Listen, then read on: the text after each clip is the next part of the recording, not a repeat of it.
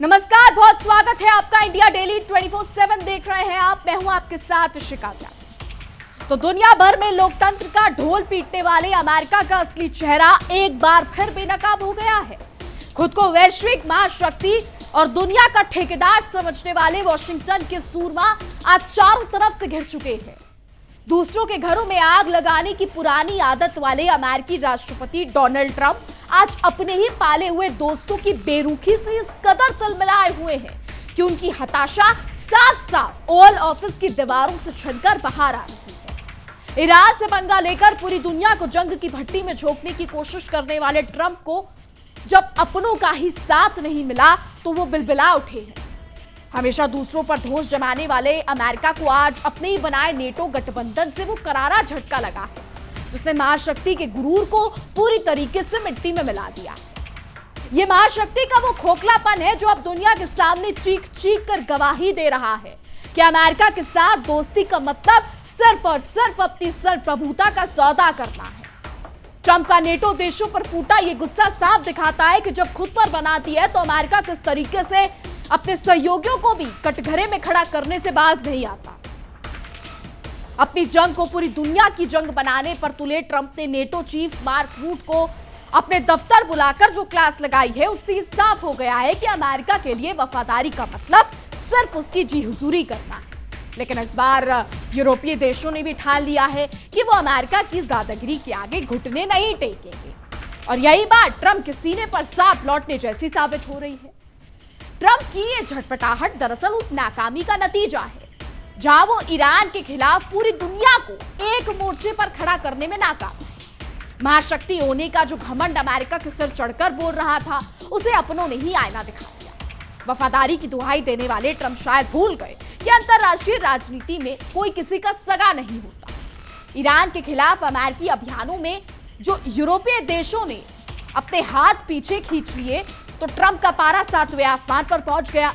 उन्होंने white house के भीतर बैठकर नेटो सहयोगियों की जिस तरीके से सरेआम बेइज्जती की है, उसने साफ कर दिया है कि अमेरिका अब दुनिया में अलग थलग पड़ता नजर आ रहा है और उसकी धमक अब दम तोड़ रही है। वहीं रूस के राष्ट्रपति पुतिन ने भी ठीक इसी समय पर अमेरिका के इस पाखंड की धज्जियां उड़ाकर साफ कर दिया है। पुतिन ने खुलेआम दुनिया के सामने ये साबित कर दिया है कि जो देश खुद को लोकतांत्रिक कहते हैं, वो असल में सबसे बड़े बहरूपीय हैं। पश्चिम का रूल्स बेस्ड ऑर्डर और कुछ नहीं बल्कि दूसरे देशों को गुलाम बनाने और उनके अंदरूनी मामलों में टांग अड़ाने का एक गंदा और खोखला नारा है। यूक्रेन के कंधों पर बंदूक रखकर रूस को निशाना बनाने की अमेरिकी साजिश का पुतिन ने ऐसा पर्दाफाश किया है कि वॉशिंगटन के हुक्मरानों को अब छिपने के लिए जगह नहीं मिल रही है। पुतिन ने साफ कर दिया है कि पश्चिमी देश अब सिर्फ यूक्रेन की मदद नहीं कर रहे, बल्कि वो रूस के खिलाफ एक सीधे और बड़े युद्ध की तैयारी में अपना मिलिट्री बजट पानी की तरह बहा रहे हैं। व्हाइट हाउस के ओवल ऑफिस में जब नेटो चीफ मार्क रूट और डोनाल्ड ट्रंप के बीच आमना सामना हुआ, तो ट्रंप के भीतर का गुब्बार फूट पड़ा। ट्रंप ने उन देशों को आड़े हाथों ले लिया जो हमेशा अमेरिका की छांव में रहकर सिर्फ और सिर्फ फायदे उठाने के आदी हो चुके। ट्रंप ने सीधे तौर पर स्पेन, जर्मनी और फ्रांस जैसे देशों का नाम लेकर उनकी ऐसी आलोचना की कि कूटनीतिक गलियारों में हड़कंप मच गया। ट्रंप ने दो टुक शब्दों में कहा कि स्पेन का रवैया बेहद घटिया रहा है, इटली ने उन्हें बुरी तरीके से निराश किया है और वो अपने सबसे पुराने साथी यूके, यूनाइटेड किंगडम से भी बेहद नाखुश। ट्रंप को इस बात का गहरा मलाल है कि जब ईरान के खिलाफ अमेरिका को इन देशों के कंधों की जरूरत थी, तब इन सब ने क्रिकेट की तरह रंग बदल दिए। वैसे अमेरिका भी यही करता है, ये कोई नई बात तो नहीं है। यहाँ पर एक कहावत फिट बैठती है, जैसे को तैसा। जो अमेरिका करता है वही उसके बेस्ट फ्रेंड्स ने उसके साथ करता है। ट्रंप की नजर में नेटो के ज्यादातर सहयोगी सिर्फ मुफ्त की रोटियां तोड़ना जानते हैं और जब काम का वक्त आता है तो वो दुम दबाकर भाग जाते हैं। ट्रंप ने साफ कहा कि इन देशों को लगता है कि इन्हें सब कुछ मुफ्त में मिल जाएगा, लेकिन वो मुगालते में हैं, क्योंकि अब जो है ये नीति जो है पूरी तरीके से खत्म हो जाएगी। डोनाल्ड ट्रंप तो साफ कह रहे हैं अब वॉशिंगटन में ये नीतियां नहीं चलेंगी। ट्रंप का साफ कहना है।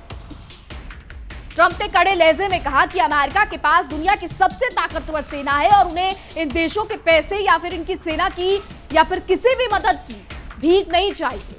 अमेरिका को सिर्फ और सिर्फ वफादारी चाहिए, जो इन देशों ने जरूरत के वक्त नहीं दिखाई। अब ट्रंप का यह बयान दिखाता है कि अमेरिका अब अपने सहयोगियों को शक की निगाह से देख रहा है। अमेरिका की इस झलझलाहट के पीछे उसका वो एहसान जताने वाला रवैया है जिसे वो हमेशा यूरोप पर थोपता आया है। ट्रंप ने नेटो प्रमुख को याद दिलाया कि यूके और पूरे यूरोप की रक्षा के लिए अमेरिका के हजारों सैनिक दिन रात तैनात रहते हैं। अकेले जर्मनी की धरती पर अमेरिका के 50,000 सैनिक मौजूद हैं जो उनकी सुरक्षा का जिम्मा संभाले हुए हैं। ट्रंप ने इस बात पर भी गहरी नाराजगी जताई कि जब अमेरिका इन देशों की लगातार मदद कर रहा है तो मुसीबत के वक्त इनका हाथ खींच लेना सरासर एहसान फरामोशी है।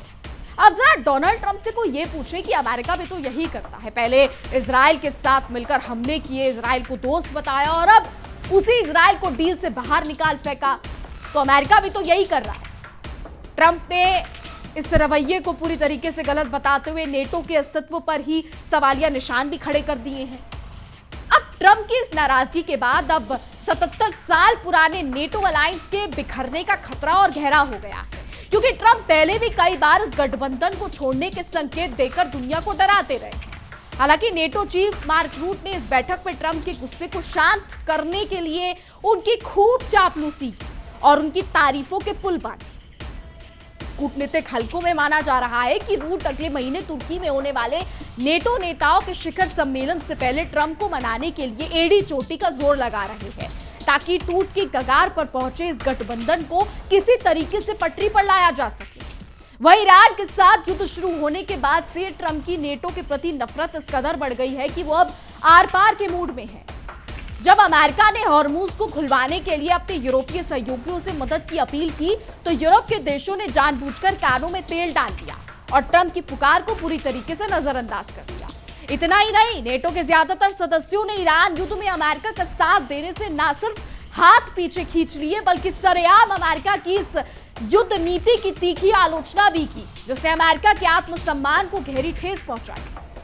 वहीं मार्क रूट ने व्हाइट हाउस की इस तनावपूर्ण बैठक में ट्रंप की शिकायतों के आगे भीगी बिल्ली बनते हुए बेहद नरमी से जवाब दिया और बीच का रास्ता निकालने की कोशिश की। मार्क रूट ने ट्रंप को शांत करने के लिए दलील दी कि वो ट्रंप की निराशा को अच्छी तरह समझते हैं, लेकिन यह भी सच है कि आमतौर पर यूरोपीय सहयोगी हमेशा अमेरिका के पीछे खड़े रहे। उन्होंने याद दिलाया कि ईरान में सीजफायर होने से पहले भी यूरोप में मौजूद अमेरिकी सैन्य ठिकानों से करीब 4,000 से 5,000 अमेरिकी लड़ाकू विमानों ने ईरान के खिलाफ उड़ान भरी थी, जो यूरोप के सहयोग का सबसे बड़ा सबूत है। पिछले साल की शुरुआत में जब से डोनाल्ड ट्रंप दोबारा अमेरिकी की सत्ता में आए हैं, तब से मार्क रूट का ये 5वां वॉशिंगटन दौरा है, जो ये साफ बताता है कि नेटो के भीतर इस समय कितनी बड़ी इमरजेंसी लगी हुई है। ये दौरा ऐसे समय में हो रहा है जब पिछले ही हफ्ते ब्रुसेल्स में नेटो मुख्यालय के भीतर अमेरिकी रक्षा सचिव पीट हेग्सेथ ने यूरोपीय सहयोगियों को खरी खोटी सुनाई थी। अमेरिकी रक्षा विभाग इस समय यूरोप में तैनात अपनी सेना की 6 महीने की गहन समीक्षा भी कर रहा है, जिससे यूरोपीय देशों की सांसें अटकी हुई है कि कब अमेरिका उनके सिर से अपना हाथ खींच ले, कोई नहीं जानता। तो एक तरफ जहां ट्रंप नेटो पर भड़के हुए हैं, वहीं दूसरी तरफ अमेरिका और ईरान के बीच स्विट्जरलैंड की धरती पर चल रही कूटनीतिक वार्ताओं में भी अमेरिका के पाखंड की कलाई खुल रही है। दोनों देशों के बीच कई अहम मुद्दों पर बयान एक दूसरे से पूरी तरीके से जुदा है। हालांकि दोनों पक्ष 60 दिनों के भीतर एक व्यापक समझौते तक पहुंचने का नाटक जरूर कर रहे हैं। वहीं परमाणु कार्यक्रम, स्ट्रेट ऑफ हॉर्मुज और क्षेत्रीय सुरक्षा जैसे गंभीर विषयों पर दोनों देशों के बीच मतभेद की खाई इतनी गहरी है कि इसे हटा पाना नामुमकिन लग रहा है, क्योंकि अमेरिका हर जगह अपनी शर्तों को थोपना चाहता और ईरान उसे सुनना नहीं चाहता। अमेरिकी विदेश मंत्री मार्को रूबियो ने अपनी उपनिवेशक मानसिकता का प्रदर्शन करते हुए बयान दिया है कि अंतिम समझौता होने के बाद ईरान स्ट्रेट ऑफ हॉर्मुज से गुजरने वाले जहाजों पर किसी भी तरीके का शुल्क या टोल टैक्स नहीं वसूल सकेगा।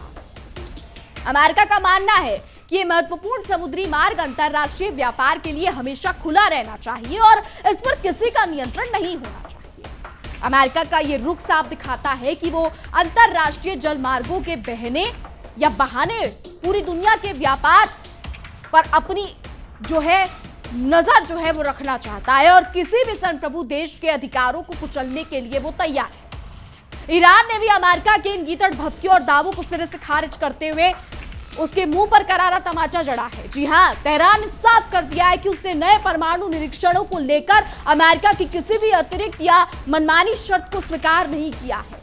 इससे पहले ट्रंप ने अपनी आदत के मुताबिक झूठा दावा ठोक दिया था कि ईरान ने अपने परमाणु कार्यक्रम पर सबसे उच्च स्तर की अंतर्राष्ट्रीय निगरानी स्वीकार कर ली है। लेकिन ईरान ने अमेरिका के सफेद झूठ का भी पर्दाफाश करते हुए साफ कह दिया कि वो केवल मौजूदा नियमों और अपने अंतर्राष्ट्रीय दायित्वों के तहत ही सहयोग करेगा, किसी अमेरिकी दबाव में नहीं। ईरान के राष्ट्रपति मसूद पेजेशिकियान ने भी अमेरिका को उसकी औकात बताते हुए बिल्कुल स्पष्ट कर दिया है कि देश का बैलिस्टिक मिसाइल कार्यक्रम अमेरिका के साथ चल रही किसी भी बातचीत का हिस्सा नहीं है और ना कभी हो सकता है। उन्होंने दो टुक लहजे में कहा कि ईरान अपनी रक्षा क्षमताओं पर किसी भी देश के सामने समझौता नहीं करेगा और उसका मिसाइल कार्यक्रम पूरी तरीके से राष्ट्रीय सुरक्षा का आंतरिक विषय है, यानी इंटरनल मैटर है। ईरान के इस कड़े रुख ने अमेरिका के उन मंसूबों पर पानी फेर दिया है दोस्तों, जिसके तहत वो ईरान को उस पर राज करने का ख्वाब जो है वो देख रहा था। अब इस पूरे महासंग्राम में, इस पूरे मध्य पूर्व के संकट के बीच इजराइल और लेबनान के बीच भी अमेरिका की मध्यस्थता में चल रही 5वें दौर की वार्ता का ढोंग शुरू हो चुका है, जिसका मकसद सीमा पर तनाव कम करना और संघर्ष विरामों को मजबूत बताना। लेकिन अमेरिका की हर मध्यस्थता की तरह यह बातचीत भी पूरी तरीके से पटरी से उतरती हुई दिखाई दे रही है। खुद इजरायली प्रतिनिधि ने इस पूरी बातचीत की तुलना एक भयानक ट्रेन दुर्घटना जैसी स्थिति से करते हुए संकेत दिया है कि दोनों पक्षों के बीच मतभेद इतने गंभीर है कि शांति की बातें सिर्फ एक छलावा है और अमेरिका सिर्फ समय काटने का खेल कर रहा है। तो कुल मिलाकर देखा जाए तो अमेरिका और ईरान के बीच चल रही इस पूरी वार्ता में प्रगति के नाम पर सिर्फ खोखले दावे हैं, जबकि जमीनी हकीकत ढाक के 3-5 जैसी है। परमाणु निगरानी, हॉर्मुज जलडमरू मध्य, मिसाइल कार्यक्रम और क्षेत्रीय संघर्ष जैसे सुलगते हुए मुद्दे अंतिम समझौते की राह में ऐसे कांटे बनकर खड़े हैं जिन्हें हटाना अमेरिका के बस की बात नहीं है। अमेरिका की नीति हमेशा से ही आग लगाकर तमाशा देखने की रही है, लेकिन इस बार ईरान ने उसके सामने ऐसी दीवार खड़ी कर दी है जिसे लांघना वॉशिंगटन के सुरमाओं के खिलाफ, या फिर यूं कह ले कि वॉशिंगटन के जितने भी नेता हैं उनके लिए नामुमकिन साबित हो रहा है। तो इधर यूक्रेन और रूस की जंग भी अब एक बेहद खौफनाक मोड़ ले चुकी है, जहां अमेरिका का दोहरा रवैया पूरी तरीके से उजागर हो गया है। एक तरफ जहां दुनिया के सामने पीस डील और शांति की बड़ी बड़ी बातें की जा रही थी, वहीं दूसरी तरफ अमेरिका के उकसावे पर यूक्रेन ने मॉस्को की तेल रिफाइनरियों पर एक भयानक और आत्मघाती हमला बोल दिया।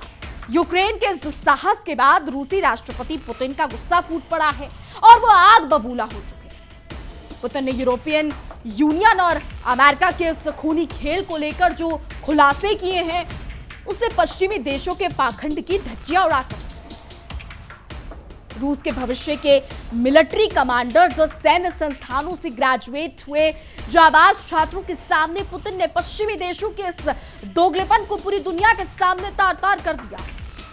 पुतिन ने गरजते हुए कहा कि खुद को लोकतंत्र का मसीहा बताने वाला पश्चिम पहले जानबूझकर रूस के खिलाफ सुरक्षा खतरे पैदा करता है, और जब रूस अपनी आत्मरक्षा के लिए कदम उठाता है तो यही देश उल्टे रूस पर ही आक्रामकता का आरोप मढ़ देते हैं। पश्चिम की एक गंदी आदत चोर की दाढ़ी में तिनका जैसी, जहां वो अपनी आक्रामक और साम्राज्यवादी नीतियों को सही ठहराने के लिए दूसरों को विलन साबित करने का प्रोपेगेंडा रचता है। तो पुतिन की इस नाराजगी की गूंज 12वें अंतरराष्ट्रीय वैज्ञानिक और विशेषज्ञ मंच में भी साफ सुनाई दी, जहां उनके सलाहकार ने पुतिन का संदेश पढ़कर सुनाया तो पूरे हॉल में सन्नाटा पसर गया। पुतिन ने साफ कहा कि रूस ऐसी खोखली विश्व व्यवस्था को कभी स्वीकार नहीं करेगा जो पश्चिमी देशों के इशारों पर काम करती हो। हम एक ऐसी दुनिया चाहते हैं जो वास्तव में लोकतांत्रिक सिद्धांतों, संयुक्त राष्ट्र सुरक्षा परिषद के अधिकार और सभी देशों की संप्रभुता के आपसी सम्मान पर आधारित हो। वही अमेरिका का यह भ्रम अब टूटना तय है कि वो पूरी दुनिया को अपनी उंगलियों पर नचा सकता है, क्योंकि अब दुनिया उसके इस खूनी खेल और पाखंड को अच्छी तरह समझ चुकी है। तो अमेरिका की इस चौधराहट को अब दुनिया का बच्चा समझ चुका है कि जब जब उसके खुद के हित खतरे में आते हैं, वो गिरगिट की तरह रंग बदलने में देर नहीं लगाता। जिन नेटो सहयोगियों के दम पर अमेरिका ने आधी दुनिया को डराकर रखा था, आज उन्हीं के सामने वो अपना दुखड़ा रो रहा है। ट्रंप की ये छटपटाहट साफ बयां करती है कि अब वो दौर बीत चुका है जब वॉशिंगटन से कोई फरमान जारी होता था और पूरा यूरोप आंखें बंद करके उसके पीछे चल पड़ता था। अपनी नाकामी का ठीकरा दूसरों के सिर फोड़ना तो कोई अमेरिका से सीखे। जो कल तक नेटो को अपनी जागीर समझता था, आज उसी गठबंधन को ताश के पत्तों की तरह बिखेरने की धमकी दे रहा है। अब इस पूरी नौटंकी के बीच आपको बता दें, अमेरिका की वो सोची समझी रणनीति है जिसके तहत वो हमेशा खुद को एक मसीहा के रूप में पेश करता है और बाकी देशों को अपना कर्जदार। ट्रंप का ये कहना है कि वो यूरोप में 50,000 सैनिक सिर्फ उनकी हिफाजत के लिए रखे हुए हैं, सफेद झूठ के अलावा और कुछ नहीं है। असलियत तो यह है कि इन सैन्य ठिकानों के जरिए अमेरिका पूरे यूरोप की गर्दन को अपनी मुट्ठी में रखना चाहता है ताकि कोई भी देश उसकी मर्जी के बिना पत्ता भी ना हिला सके। लेकिन इस बार यूरोपीय देशों ने भी ट्रंप को उनकी औकात याद दिला दी है और साफ कर दिया है कि वो अमेरिका की निजी लड़ाइयों में अपनी सेना की आहुति देने के लिए तैयार नहीं है। कूटनीति की बिसात पर अमेरिका ने हमेशा जो है वो खेल खेला है, जिसका खामियाजा आज उसे खुद भुगतना पड़ रहा है। अब उसे दुनिया के बाजारों पर कब्जा करना होता है तो वो मुक्त व्यापार का राग अलापता है, लेकिन जब ईरान जैसे देश अपनी संप्रभुता की रक्षा के लिए खड़े होते हैं तो अंतरराष्ट्रीय कानूनों की धज्जियां उड़ाने पर उतर आता है। हॉर्मुज पर टोल टैक्स न लगाने की जो धमकी मार्को रूबियो दे रहे हैं वो उनकी इसी साम्राज्यवादी सोच का जीता जागता सबूत है। अमेरिका चाहता है कि दुनिया के तमाम प्राकृतिक संसाधनों और व्यापारिक मार्गों पर सिर्फ उसकी हुकूमत चले, चाहे इसके लिए उसे किसी भी हद तक क्यों ना जाना पड़े। ईरान ने भी इस बार अमेरिका की दुखती रग पर हाथ रख दिया है और साफ जता दिया कि वो कोई ऐसा कमजोर मुल्क नहीं जिसे प्रतिबंधों के डर से झुकाया जा सके। मसूद पेजेशकियान का यह बयान कि बैलिस्टिक मिसाइल कार्यक्रम पर कोई समझौता नहीं होगा, ट्रंप के गाल पर एक ऐसा करारा तमाचा है जिसकी गूंज पूरे पेंटागन में सुनाई दे रही है। अमेरिका की हमेशा से ये आदत रही है कि वो पहले किसी देश को बातचीत के जाल में फंसाकर बेवकूफ बनाता है और फिर उस पर हमला बोल देता है। इराक और लीबिया जैसी मिसालें दुनिया के सामने हैं और यही वजह है कि ईरान अब अमेरिका की किसी भी चिकनी चुपड़ी बातों में आने के लिए तैयार है। इधर मध्य पूर्व में शांति का मसीहा बनने का ढोंग करने वाला अमेरिका अब अंदर ही अंदर इजराइल को शय दे रहा है ताकि पूरे इलाके में अशांति का माहौल बना रहे। लेबनान के साथ चल रही बातचीत को इजरायली प्रतिनिधि द्वारा ट्रेन दुर्घटना कहना ये साफ करता है कि ये पूरी कवायद सिर्फ दुनिया की आंखों में धूल झोंकने के लिए की जा रही है। अमेरिका कभी नहीं चाहता कि इस क्षेत्र में पूरी तरह से शांति बहाल हो, क्योंकि अगर वहां अमन चैन आ गया तो उसका अरबों डॉलर का हथियारों का जो बिजनेस है वो चौपट हो जाएगा। अपने हथियार उद्योग को जिंदा रखने के लिए अमेरिका मासूमों के खून को, या फिर यूं कहें कि मासूमों का खून बहा रहा है और यही उसकी विदेश नीति का सबसे बुरा दौर है। तो रूस के खिलाफ यूक्रेन को मोहरा बनाकर अमेरिका ने वो आग लगाई थी जो अब उसकी खुद की नीतियों को जला रही है। पुतिन का यह आरोप 100% सच है कि पश्चिमी देश सिर्फ यूक्रेन की मदद का दिखावा कर रहे हैं, जबकि पर्दे के पीछे वो रूस को तबाह करने की एक बहुत बड़ी साजिश रच रही है। मॉस्को की तेल रिफाइनरियों पर जो हमला हुआ वो बिना अमेरिकी खुफिया इनपुट और हथियारों के मुमकिन नहीं था। अमेरिका चाहता है कि यह जंग कभी खत्म ना हो, भले ही इसमें पूरा यूक्रेन शमशान में तब्दील हो जाए और यूरोप की अर्थव्यवस्था पूरी तरीके से कंगाली के कगार पर पहुंच जाए। पुतिन ने जो संदेश भिजवाया उसने अमेरिका की उस रूल्स बेस्ड ऑर्डर के गुब्बारे की हवा निकाल दी है जिसका ढोल वो दशकों से पीटता रहा है। ये कौन से नियम है जो सिर्फ अमेरिका और उसके दोस्तों पर लागू नहीं होते? जब अमेरिका अपनी मर्जी से किसी भी संप्रभु देश पर हमला करता है तो वो अंतरराष्ट्रीय कानूनों की बात नहीं करता, लेकिन जब कोई दूसरा देश अपनी सुरक्षा के लिए कदम उठाता है तो उसे विलन बना दिया जाता है। पुतिन का यह कहना बिल्कुल जायज है कि दुनिया अब इस पाखंड से तंग आ चुकी है और एक ऐसी बहुध्रुवीय व्यवस्था की मांग कर रही है जहां हर देश को अपने आत्मसम्मान के साथ जीने का अधिकार हो। नेटो के भीतर मची ये खलबली और ट्रंप का ये गुस्सा असल में अमेरिका के ढलते हुए सूरज की वो कड़वी हकीकत है जिसे मानने के लिए वॉशिंगटन के हुक्मरान तैयार नहीं। मार्क रूट का बार बार वॉशिंगटन दौड़ना और ट्रंप के सामने गिड़गिड़ाना ये दिखाता है कि यूरोप की रीढ़ की हड्डी इस कदर कमजोर हो चुकी है कि वो अमेरिका के बिना अपनी सुरक्षा की कल्पना भी नहीं कर सकते। लेकिन ट्रंप की अमेरिका फर्स्ट की सनक ने उनके इस भ्रम को भी तोड़ दिया है। जब तक नेटो देश अमेरिका के इशारों पर नाचते रहेंगे, तब तक वो कभी भी अपनी स्वतंत्र विदेश नीति का निर्माण नहीं कर पाएंगे और हमेशा अमेरिका के बंधु और मजदूर बने रहेंगे। तो स्विट्जरलैंड की बंद फाइलों में चल रही अमेरिका ईरान वार्ता का सच भी अब पूरी तरीके से दुनिया के सामने आ चुका है कि ये सिर्फ समय काटने का एक कूटनीतिक हथकंडा है। अमेरिका एक तरफ समझौते की मेज पर बैठता है और दूसरी तरफ ईरान को चारों तरफ से घेरने की रणनीति बनाता है। ट्रंप का यह दावा कि ईरान ने उच्च स्तरीय निगरानी स्वीकार कर ली है, उनकी उसी पुरानी आदत का हिस्सा है, जहां वो झूठ को भी इतनी शिद्दत से बोलता है कि लोग उसे सच मान लें। लेकिन तेहरान ने साफ कर दिया है कि वो अमेरिका की किसी भी ब्लैकमेलिंग के आगे घुटने नहीं टेकने वाला है और अपनी शर्तों पर ही आगे बढ़ेगा। आखिर में ये साफ हो चुका है कि दुनिया अब अमेरिका की इस दादागिरी और दोहरे मापदंडों को बर्दाश्त करने के मूड में नहीं है, चाहे वो ईरान का कड़ा रुख हो, नेटो सहयोगियों की बगावत हो या फिर पुतिन की खुली चुनौती। इन सब ने मिलकर अमेरिका के उस घमंड को चकनाचूर कर दिया है जो कभी अजय माना जाता था। अपनी ही बुनी हुई नफरत की बिसात पर अमेरिका आज उस कदर अकेला पड़ चुका है कि उसे अपने सबसे करीबी दोस्त में भी गद्दार नजर आ रही है। इतिहास गवाह है कि जो देश दूसरों के विनाश की बुनियाद पर अपनी तरक्की की इमारत खड़ी करता है, उसका पतन भी इसी तरह अपनों के ही हाथों शुरू होता है। अब आने वाला समय बताएगा कि क्या होता है। फिलहाल हमारी आज की रिपोर्ट में बस इतना ही। तमाम खबरों के लिए देखते रहिए इंडिया डेली 24/7।